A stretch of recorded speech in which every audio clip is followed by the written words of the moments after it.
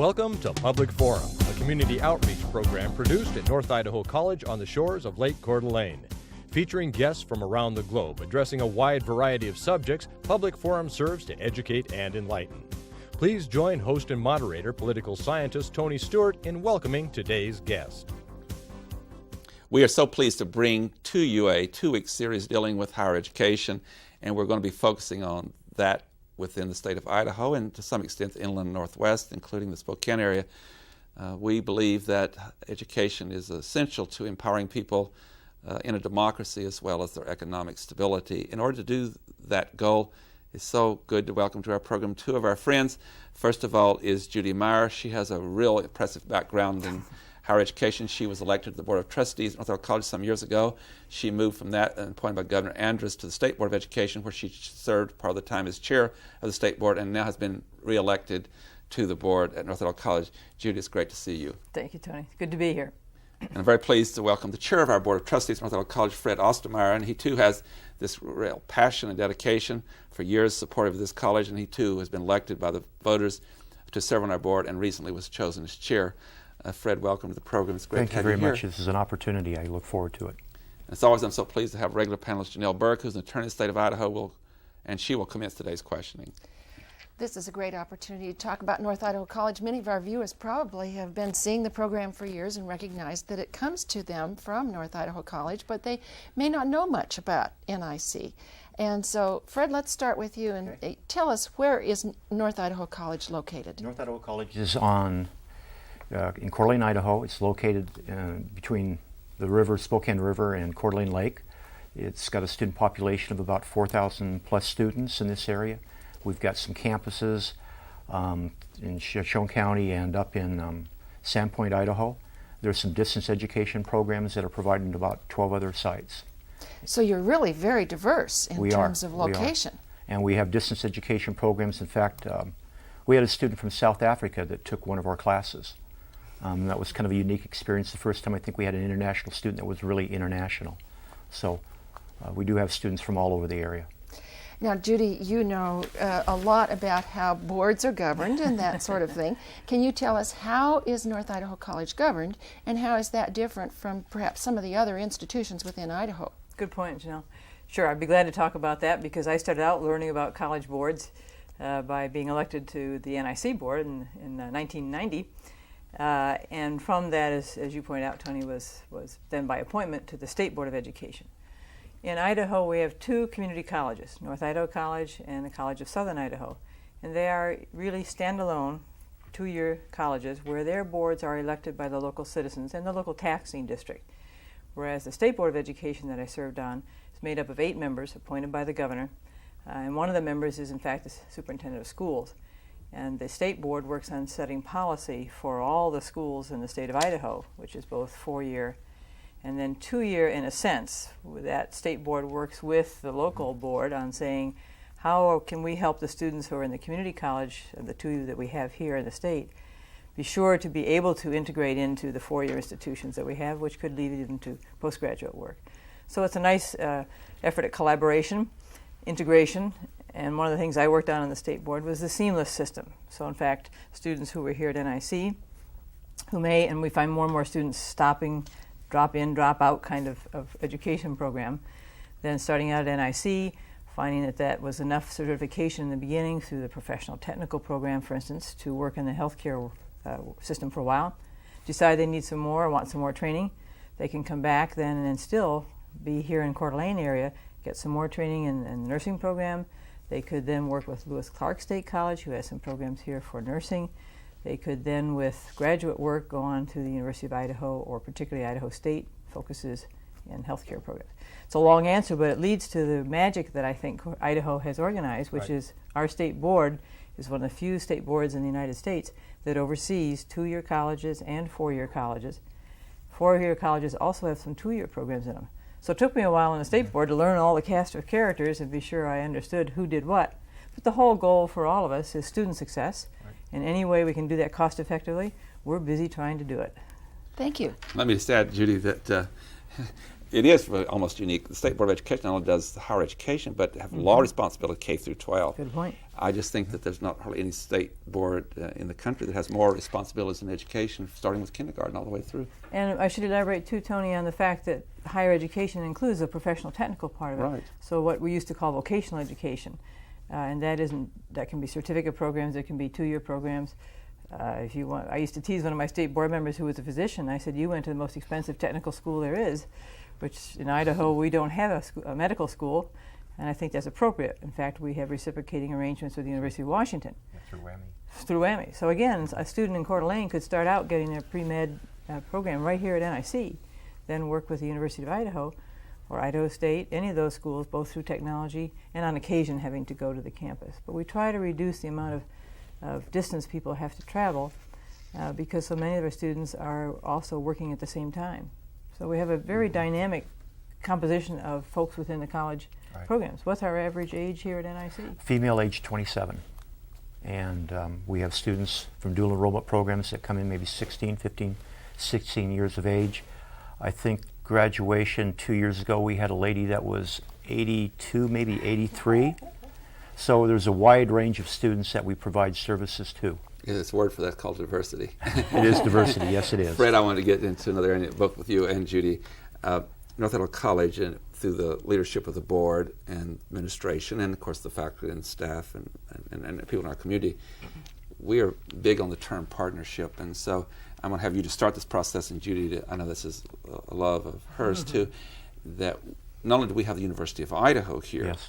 and we have Lewis Clark State College, both of them located in the same area right here on the campus, but also with the University of Idaho, with a major center out at Post Falls.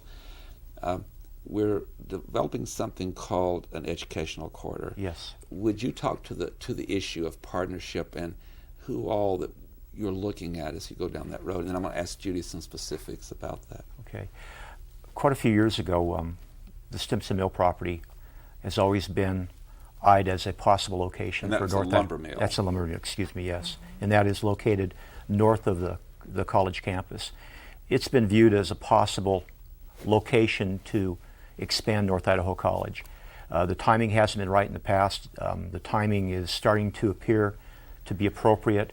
Discussions have been taking place, and what we have done is formed a partnership with the City of Coeur d'Alene, a memo of understanding, I think would be easier to say. There's other entities that are involved. Would you identify those in addition to the City of Coeur d'Alene? The City of Coeur d'Alene, Local Improvement District, and some other entities too. The University of Idaho. Yeah, Niche, North Idaho, yes, North Idaho Center for, Niche, Niche, North Idaho Center for Higher Education. Which includes a lot of different colleges. Correct, right. And then the business world, because the lumber company itself is very cooperative. You know, they have to make a living, they have to protect their employees, but if the funds are available, they're willing to move somewhere else. They are. Right here in the region. They are. You know, one of the concerns that we've had as a board, we've had discussions on this for 3 or 4 years, is if Stimson Mill does relocate, what we want to be able to do at a college is to make sure that we can offer the employees at that mill opportunities for other types of jobs, whether it's through on-site training or whatever it may be, but we want to make sure that we can provide those employees with opportunities to continue work in some other areas possibly. So taking care of everyone. Now, Judy, for you, the question is, yes, sir. What would the educational corridor do? I mean, Fred's identified a lot of the partners, but just take a time to tell us about all the different components that how it would affect not only the students at those institutions, but the entire region. Oh my goodness. Well, That's certainly. a wide, broad question. Indeed, but that's why it has such magic and synergism to it, Tony, is that collaboration that Fred has mentioned, the partnering. The education corridor, both geographically, would be in the downtown Coeur d'Alene area, essentially, because we would, in fact, are working on acquiring land from private enterprise and also from the railroads and BLM, and the City of Coeur d'Alene is working with us. The reason we're eager to have that happen is to bring together, as the title says, education corridor, all the various ways that we can provide education to citizens throughout northern Idaho, which means, of course, coming to the site of education corridor, but also potentially providing technological long-distance learning from the education corridor. So NIC would clearly be there. We need the room to expand. University of Idaho is already there. I mentioned Lewis Clark State College. would be the other higher ed entity that probably has some physical facility at some point somehow. But let's not forget, we collaborate throughout the state of Idaho, so Idaho State University has said, since their area of expertise is healthcare and health sciences, boy, we'll be up there in some fashion, whether it's physically having many classrooms, maybe it's helping fund one classroom that has the technology that we can have an expert from Idaho State teach a class in such and such. And then on occasion we have weekend classes where that person comes up to northern Idaho to supplement the classes. We're working with Kootenai Medical Center. They're saying we need these healthcare people. Right. We're saying our job is to help you get them trained the way you need them and retrain them.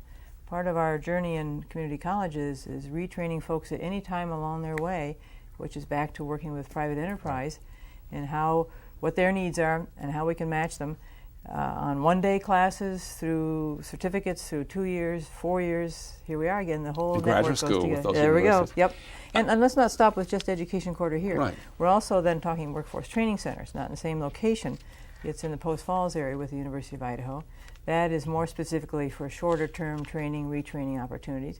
But then we want a seamless system into Spokane as well. And we have worked with them on what they're doing in higher ed.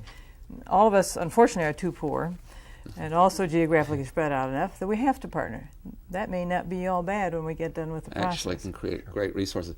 Actually, there's also a collaboration between University of Idaho and Washington State University, and we have this little fun competition, but I love both institutions, so I'm glad that. So as this develops, there's a good chance that Washington State University or maybe some other colleges in Spokane will become part of this process. In some fashion, and we're certainly not far enough to determine that. But with technology, we're already a world without borders, and that makes an interesting responsibility on us as an academic institution or an educational institution to help everybody be a global citizen. Right. Because our person from South Africa through the internet was here.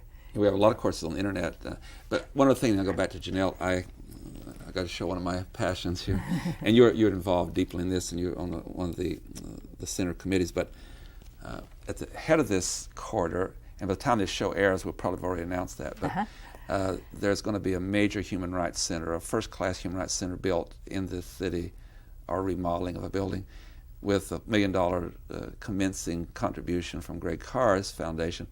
And it looks like it's going to be at the head of this quarter. So take a moment to tell us about how the human rights work, and as people come through learning about both local, state, and international human rights, how that fits into the educational quarter. Fred can probably speak as much to this as I can because he's been more recently involved on campus with the efforts at diversity. But certainly from my perspective as a newer member of the NIC board, but clearly a longtime member of the community, the whole effort at cultural diversity and outreach has been fundamental to, again, economic development. The image we have around the country has fortunately been changed, and now not only do we need to change it, we need to live it, which will be this headquarters or this facility will, I think, help folks see it physically, but it is a spirit that we have throughout too that will be, I think, evidenced in the commitment the community makes to that entire corridor. And Fred would like you to add to that. Well, North Idaho College has taken a leadership role through your leadership, Tony, and that's something you need to be commended for. And what we want to do, I think, as a board is we want to continue to work towards that. Whatever resources we need to allocate towards that goal, we need to step forward and continue to take a leadership role. Thank you very much. Janelle Burke. Sometimes on this show, Tony takes my questions. But this time I'm going to take Tony's question, and he can feel free to jump in and help me out from time to time. I still have that editing power. Janelle's wonderful. I want to just follow up on what we were talking about. We were talking about a broad range of things, but does this compromise the quality of education? And so I want to give you a chance, Fred, to talk a little bit about accreditation at the NIC. The board members sat down with the president of the Accreditation Committee, and one of the questions that they asked each board member was, what's the best thing about this institution? And every board member said the same thing. It's the quality of the education. It's the academic excellence that this institution provides. One of the things that I've said numerous times is, when I talk to students that go on to four-year schools, and they tell me, Fred, North Idaho College was tough.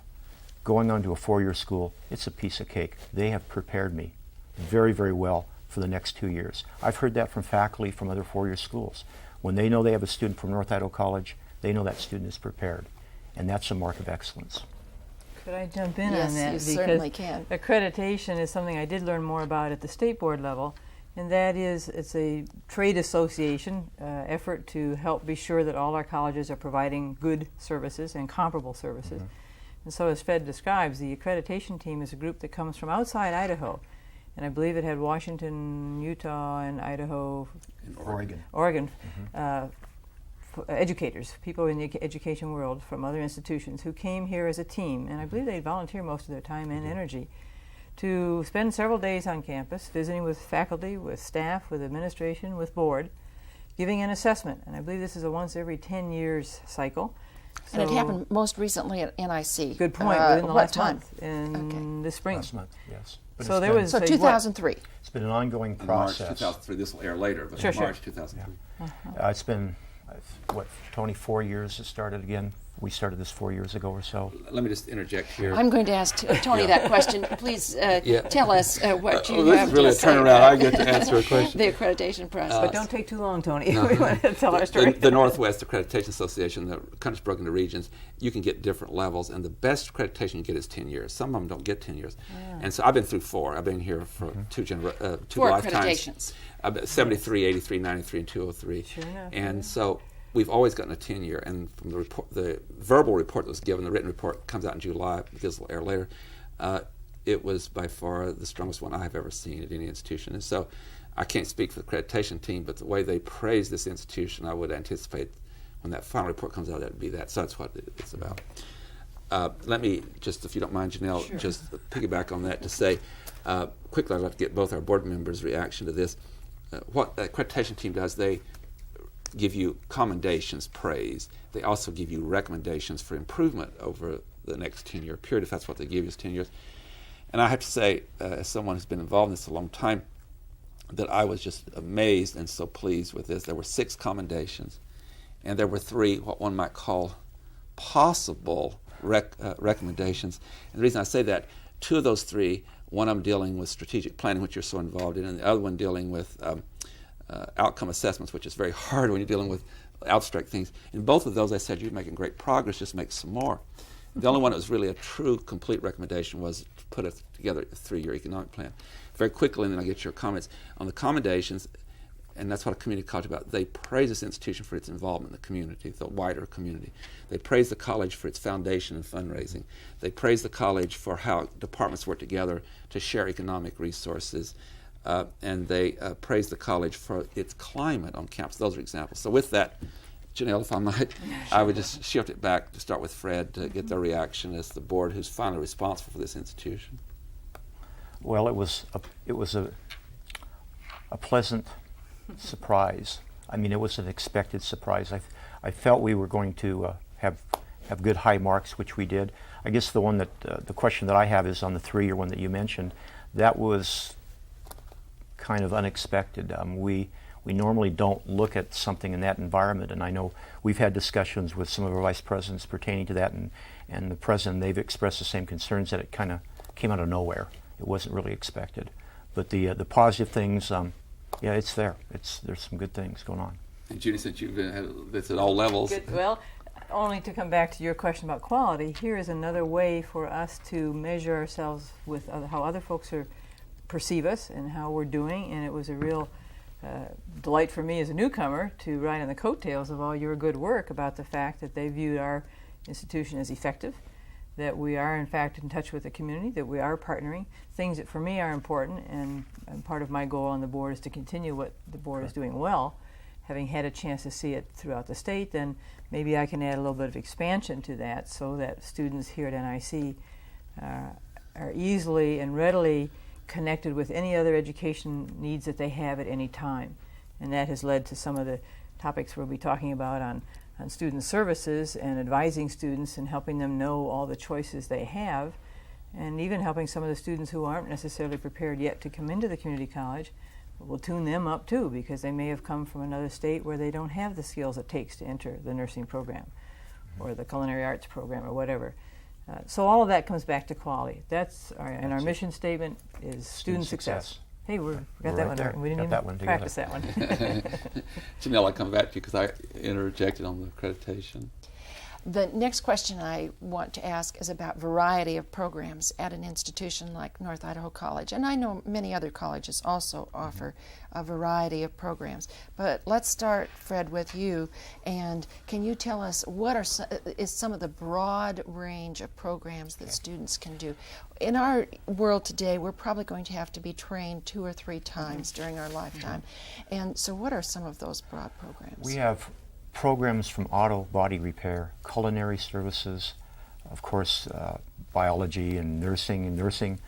To brag a little bit, I think last semester we had a 100% pass ratio, and the nursing program is one of the exceptional programs, thus the allied health building that gets into the education corridor and the growth of the institution.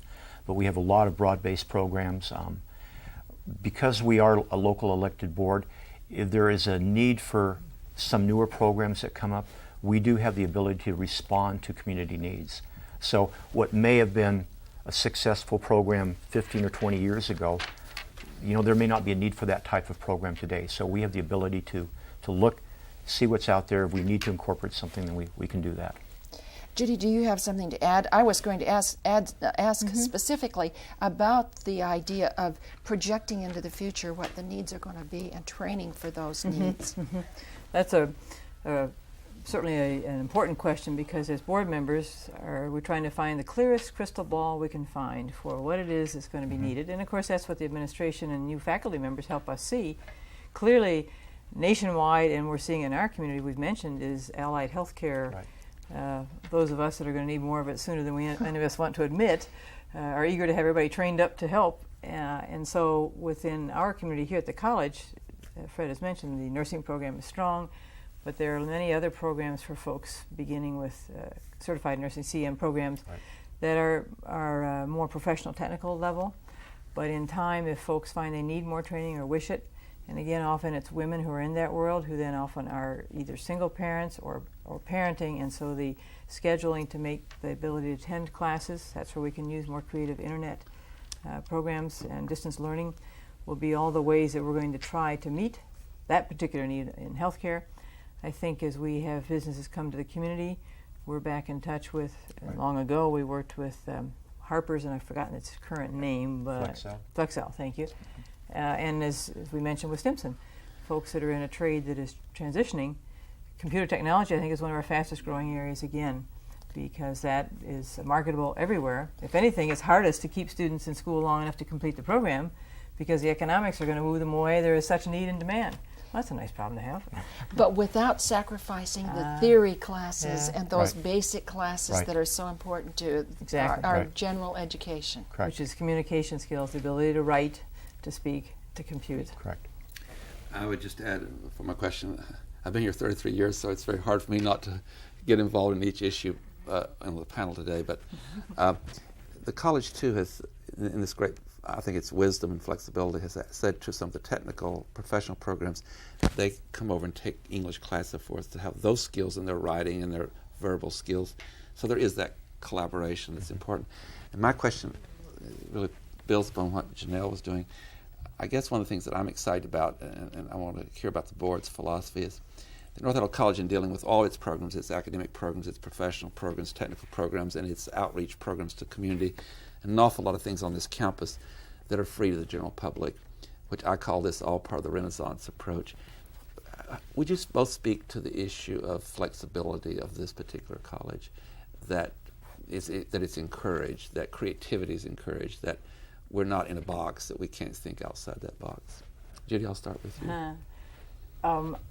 I was mixing together so many things, Tony, because as you talked about the professional technical classes and the fact that whether you're in professional technical or workforce training or academic, you need to have some fundamental computation, math skills, and writing skills. One of the things we did at the State Board of Education level was say to all both community colleges as well as the four-year schools that anyone in a professional technical program takes the same math skill test as someone in academics.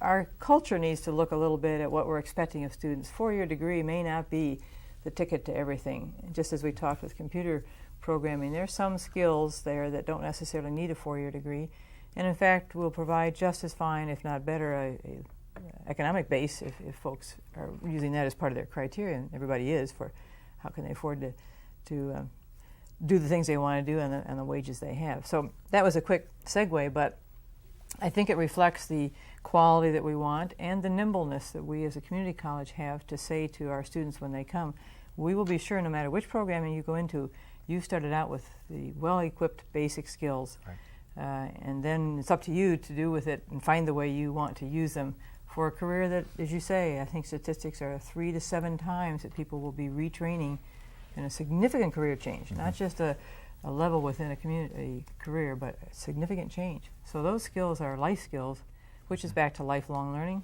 Right. student success. Student success. So I went a long ways around, No, but that's did I good. touch on it? No, that's excellent. Fred, get your ideas, the board chair, and all about the flexibility the institution has.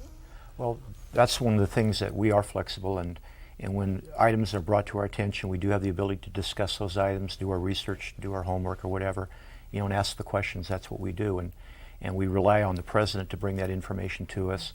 I guess that's the benefit of having a local elected board, is the community does have the opportunity to talk to us and express their concerns and so forth. It's up to us as a board to have full and complete disclosure and communications, and then provide direction to the president. And so it's kind of a balancing act sometimes. It's not easy. It's not hard at times, but that's what we do.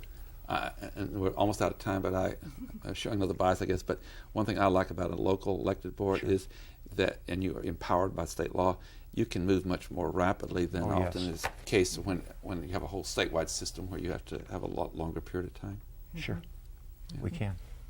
On that note, we'll bring today's program to a conclusion, but the good news for us, on both Janelle and I, and to our viewers, that we're going to come back next week, and we're going to broaden our discussion some to at least across the state of Idaho, and I hope over in the state of Washington, our great friends there, about how we deal with education in another collaborative way of creating some uniformity for students, because more and more students are going to several different institutions during their educational time, and it creates less confusion for them and advisors and everyone else. And so, and Judy's comment about seamless education we'll address next week.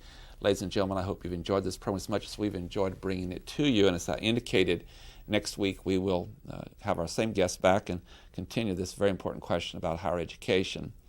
Until then, please have a good week. I am Tony Stewart.